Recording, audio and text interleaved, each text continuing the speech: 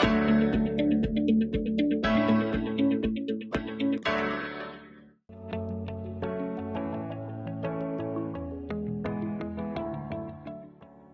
students, welcome to the session of Social Science. We are studying sectors of Indian economy and today we will discuss the interdependence of these sectors and also the concept of GDP. So let's start our session with an activity called Wear Your Thinking Cap.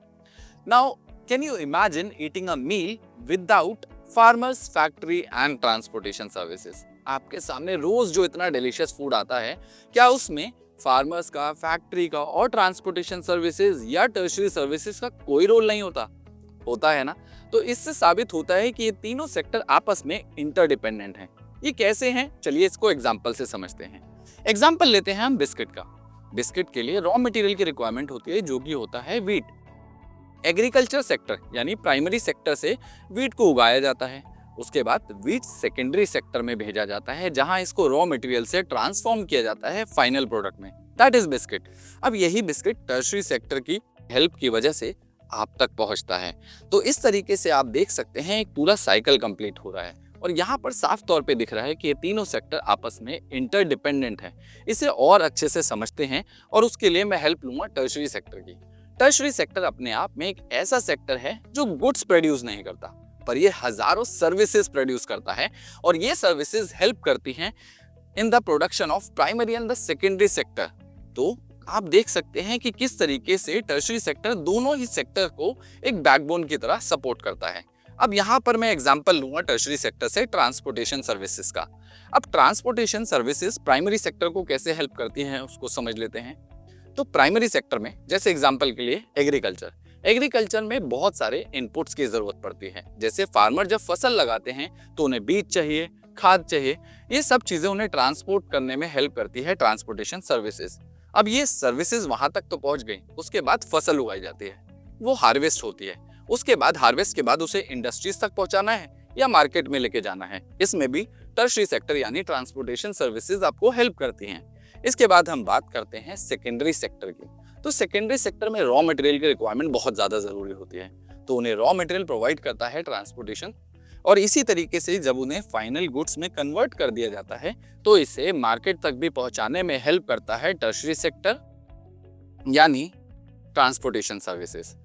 तो आप देख सकते हैं यहाँ पर तीनों का interdependence साफ तौर पे दिखता है। इसके अलावा टर्शियरी सेक्टर हमें बहुत सारी चीज़ों में हेल्प करती है, जैसे वो हमें मेडिकल केयर और इसके अलावा एसेंशियल सर्विसेज भी प्रोवाइड करती है। ये सेक्टर बहुत तेजी से आगे ग्रो हो रहा है।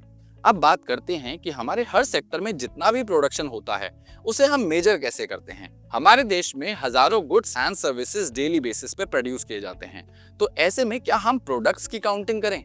नहीं, हम काउंट नहीं करते क्योंकि it doesn't make any sense. क्यों?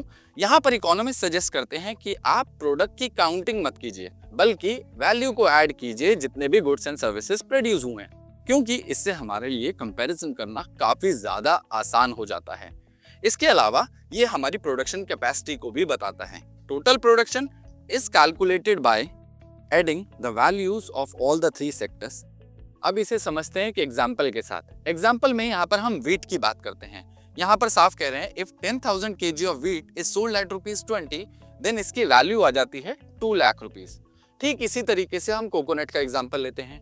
यहाँ पर 5,000 कोकोनट्स आर सोल्ड फॉर ₹15 पर पीस, तो इसमें वैल्यू आ जाती है 75,000।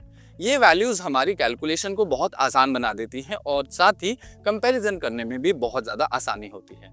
अब यहाँ पर एक चीज तो हमें समझ में आ गई कि वैल्यू ऐड करनी है, पर वैल्यू किसकी ऐड करनी है? क्योंकि हमारे पास दो तरीके के गुड्स दिखते हैं, एक है फाइनल गुड्स, दूसरे हैं इंटरमीडिएट गुड्स। अब फाइनल गुड्स क्या होते हैं इसको समझते हैं।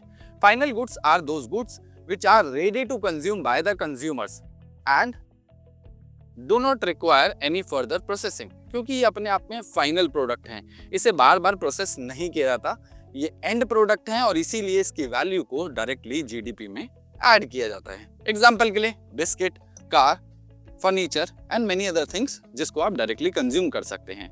इसी के साथ दूसरे नंबर पे आते हैं इंटरमीडिएट प्रोडक्ट्स या intermediate good.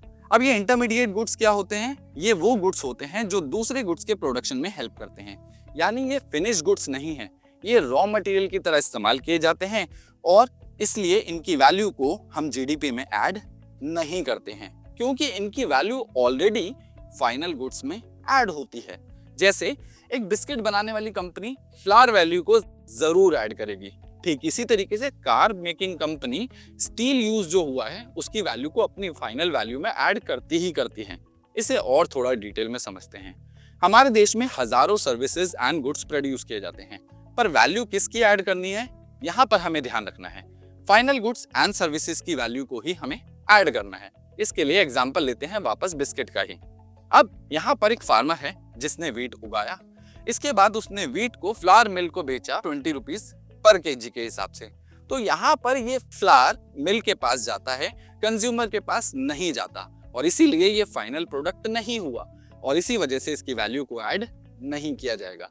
Next, flour mill इसको इस्तेमाल करती है, ग्राइंड करती है और इसे फ्लावर में कन्वर्ट करती है, और उसके बाद इसे आगे एक बिस्किट कंपनी को बेच देती है 25 रुपए पर केजी के हिसाब से।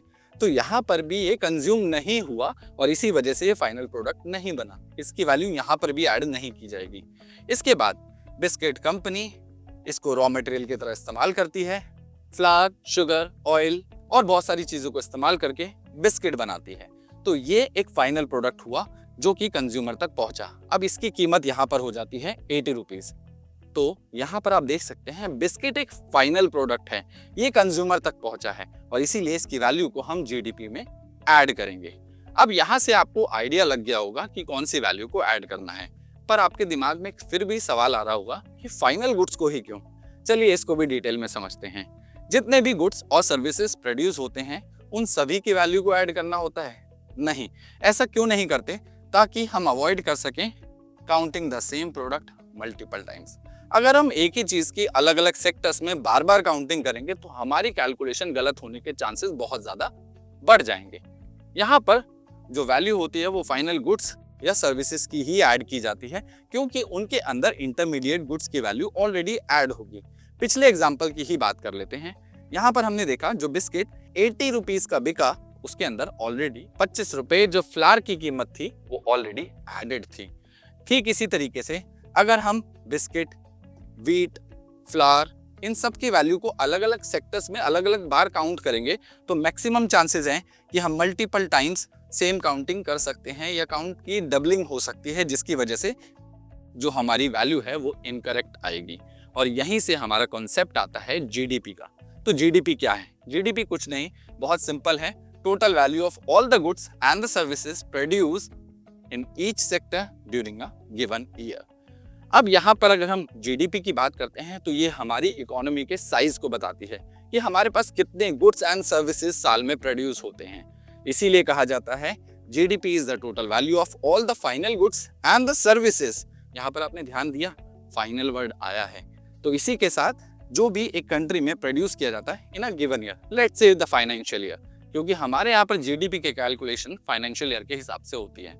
अब हम इंडिया की सेंस में बात करें तो जीडीपी की बात करो इंडिया के हिसाब से तो India is one of the most fastest growing major economies in the world. ये हमारी इतनी फास्टेस्ट इकोनॉमीज में आता है जो हमारे टॉप 7 कैटेगरीज में रैंक करता है, और इसके पीछे सबसे बड़ा हाथ आता है पिछले 1 या 2 डेकेड से सर्विस सेक्टर का, जो ना केवल इंडिया को सर्विस देती हैं बल्कि अक्रॉस द ग्लोब ये पूरी दुनिया को सर्विस दे रही हैं। इसके अलावा जीडीपी कैलकुलेट करना कोई आसान काम नहीं है, ये अपने आप में एक बहुत बड़ा ह्यूमंगस टास्क है जिसे मैनेज करती है सेंट्रल गवर्नमेंट मिनिस्ट्री, और ये इसे मैनेज करते हैं bye collecting the data from state government, union territories and the other departments. तो है ना कितना मजेदार कंसेप्ट। अब जाने से पहले आपके लिए एक छोटा सा टास्क यह है कि हमारे देश में बहुत सारी इकोनॉमिक एक्टिविटीज थी जिन्हें हमने अलग अलग सेक्टर्स में बांटा था, जिसमें प्राइमरी, सेकेंडरी और टर्शरी सेक्टर था। तो क्या आपके अकॉर्डिंग ये तीनों आपस में डिपेंडेंट हैं, जिसे इंटरडिपेंडेंस हम कह रहे हैं? अगर हाँ तो मेरी तरह ही कोई एक एग्जाम्पल यूज करके इनके इंटरडिपेंडेंस को स्टैब्लिश कीजिएगा, और अगर नहीं तो वहां पर भी आप एग्जाम्पल जरूर दीजिएगा, क्योंकि इससे आपके कॉन्सेप्ट को स्ट्रेंथ मिलेगी। अब मैं मिलता हूँ किसी और ऐसे ही इंफॉर्मेटिव सेशन में। Till then keep learning and keep smiling.